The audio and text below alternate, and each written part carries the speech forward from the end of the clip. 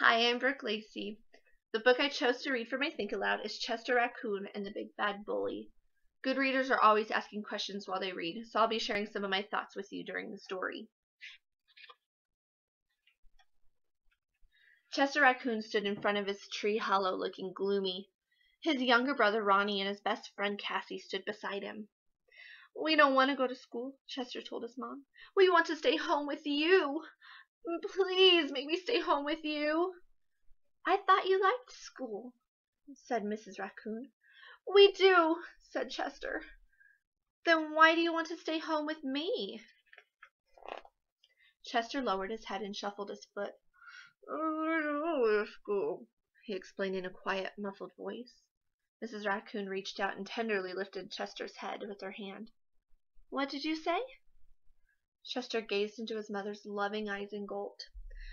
"There's a bully at school, and he's horrible," cried Ronnie. "He's big and mean, and he has giant claws on his hands and feet," wailed Cassie. "And fangs," screeched Chester, "and fire comes out of his nose, and if you get in his way he'll step on your face and squash you like a bug." "Like a bug," echoed Ronnie.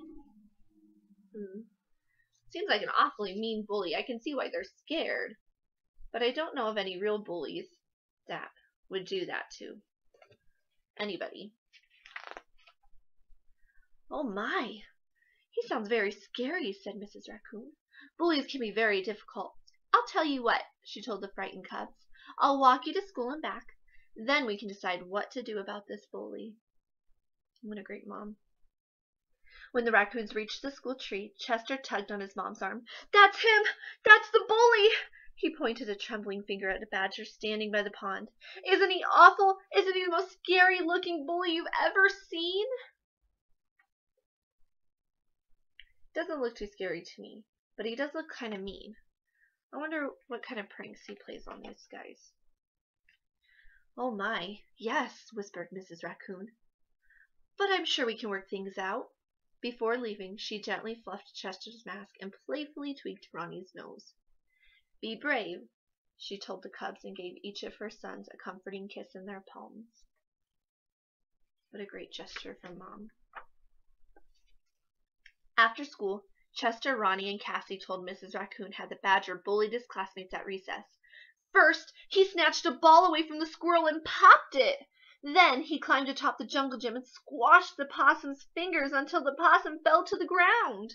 Then he spooked a doe who bumped into a skunk, who got so scared that he sprayed and stunk. Even Owl Teacher couldn't get him to behave. He sounds like some of the students I've had before. But moms and teachers have a lot of experience dealing with these kind of things. So I wonder what they're going to do to help him behave. "Sometimes animals are bullies because they don't know any other way to be," explained Mrs. Raccoon. "But I think there's a way you can change things. Go get your friends and bring them to our tree. I want to share a story." A few minutes later, a crowd of eager young forest animals stood at the base of Chester's tree house, and Mrs. Raccoon began her tale. I wonder what her story is about. I wonder if she's experienced something similar to Chester and his friends. Once, a long time ago, there was a secret forest sprinkled in yellow stones. The stones were round and polished, big and little, and smooth enough to hold. Every animal in the forest collected and treasured them. One day, an animal found a blue stone. It was very exciting since no animal had ever seen a blue stone. But the blue stone was rough and dull, without any polish or shine, and it had sharp, prickly points sticking out of it, making it very hard to hold. Careful not to hurt their paws, the animals carried the stone to the center of the forest and placed it atop a tree stump where everyone could see it. I wonder what this blue stone has to do with the bully that they're dealing with. "Perhaps the stone is blue because it popped out of the ground too soon," suggested a fox. So the animals waited and watched for many days and nights to see if the blue stone would turn yellow. But the stone remained blue, and its outer shell remained sharp and pointy. I believe the stone is blue because that is the color it is meant to be, said a very wise snake.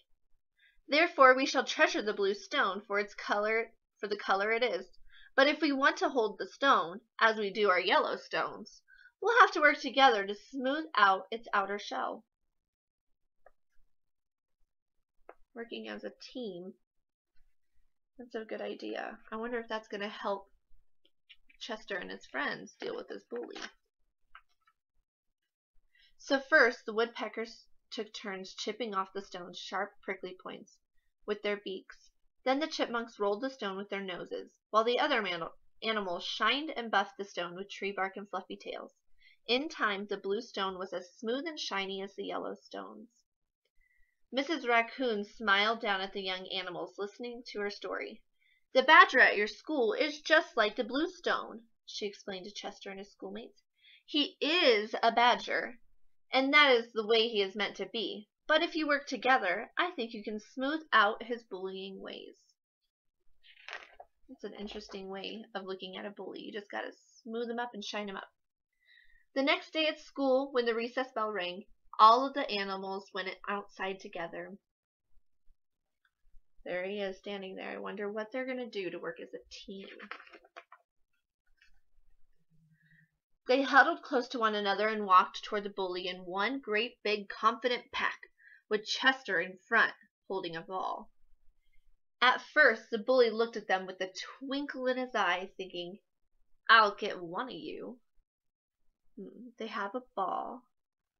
Are they going to try to throw it at him? Are they going to wait for him to take it away? Are they going to maybe ask him to play?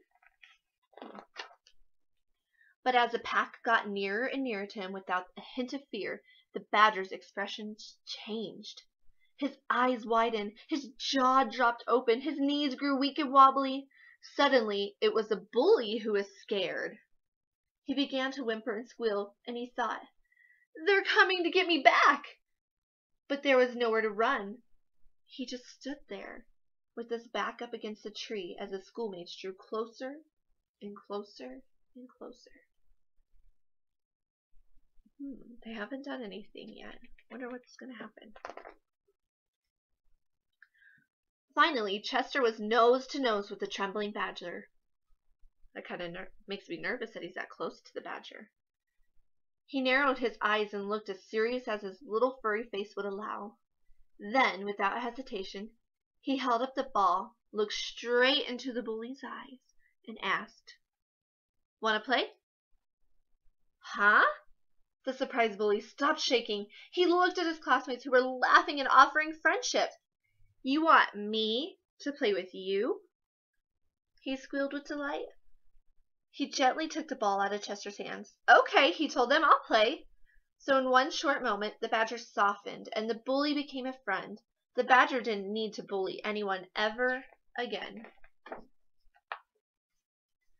Chester glanced toward the wooden path and saw his mother watching and smiling. She placed a kiss in her palm and showed it to her son. Chester did the same and then joined in the fun. That's the same thing she did earlier in the book.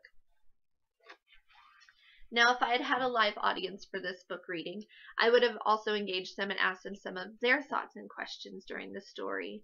I could have had them show a raise of hands of anybody who had dealt with a bully previously.